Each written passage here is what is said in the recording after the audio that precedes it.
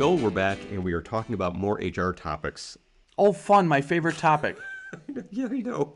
Now, here in New York State and in many other places across the country, marijuana has become a legal substance. What? I know. I understand one of your customers was recently faced with, you can't test me for that. That's correct. Where do we go with this? This is a very interesting and touchy subject. I've had conversations with friends of mine even about my company because they know I do drug testing at my company. Mm-hmm. Well, we can test. Well, you can't test for weed. You can't, all. I said, you're right, we can't. Well, see?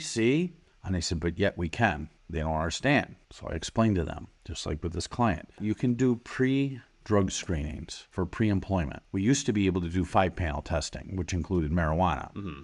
We can't test on marijuana, so now you can only screen on a 4-panel test. Okay.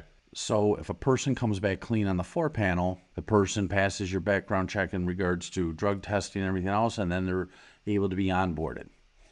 One of the key things that I've learned with working with my HR consultant is that you can still say it's a drug-free workplace. Mm-hmm. And there are legalized drugs such as weed. Alcohol could be a drug, and That's also legalized. And, people aren't supposed to show up to work drunk either. Well, I mean, you assume that at lunchtime, someone's not going to go out to their car or to the local restaurant in the middle of their shift and down 3 beers. So that's got to relate. Yeah, and what's the same thing when it's smoking weed? Well, It was I'm on my time, and so I smoked. You can test for marijuana if it's observed that an individual is acting suspiciously, just like you would with alcohol. Mm-hmm. You write down everything that you observe. You try to get a second person to be able to observe it with you, hopefully another person in a line of supervision, and you make all the kinds of notations. This person appeared to be this way. This is what was going on. This is what I smelled. This is how they walk or stumble. The observation is someone who is on the work site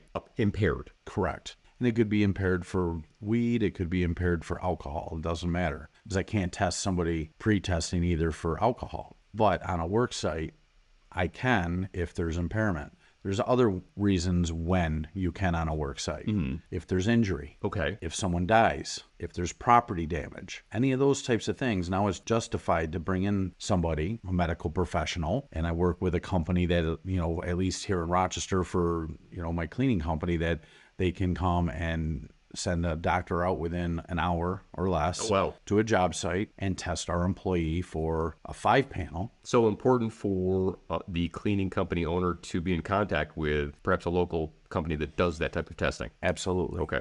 Because it is critical. I've also had a lot of long conversations with my insurance company about what happens if I'm liable. I'm liable as the company. And if I'm not doing the testing that I'm supposed to be doing when I'm supposed to be doing it, my insurance could be canceled. And it's not just a person losing their job or God forbid they killed somebody, but also it could affect the livelihoods of every other individual that works within that company. So let's relate that to the small business owner, the small cleaning company owner. Mm-hmm. Just by example, you've grown to the point that maybe you started with one other person and you have brought on 1, 2, 3 staff members. So you are now employing them. They are your representatives, and they're on your insurance. By the way, if you are working without the proper insurances, you are setting yourself up to be ruined. Correct. So you've gotten them to that point, but you're responsible for them. You are responsible for them and any action that they take on the job site, which includes the parking lot, which includes when they're on lunch, when they're on break. Mm-hmm. You are responsible for them from the time that they're supposed to start and end. Mm-hmm. For those less initiated people, might be thinking, the cleaner's coming in to do dusting, mopping, and vacuuming. What could possibly go wrong? What could possibly go wrong? Oh, my God. I mean, I'm thinking other than someone tripping on the step, running an auto scrubber.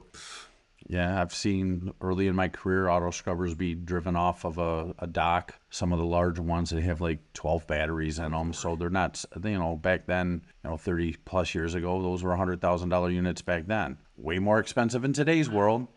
So do you think there's a reason to make sure that your people are able to operate pieces of equipment properly or motor vehicles if they're driving between accounts for you? Sure. All those types of things, and you are open to risk, and that's what insurance is about, is to help close those risk gaps.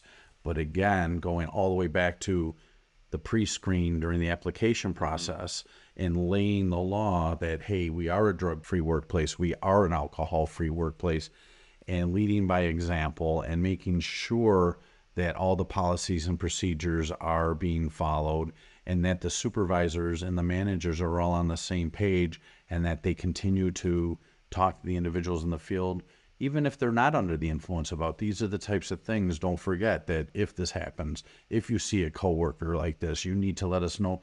You're not squealing, you're not telling, you're protecting your job as well as the jobs of everybody else in a company, because these could be serious problems if they're not dealt with in the right manners. Thank you, Joel. I appreciate it. You're welcome.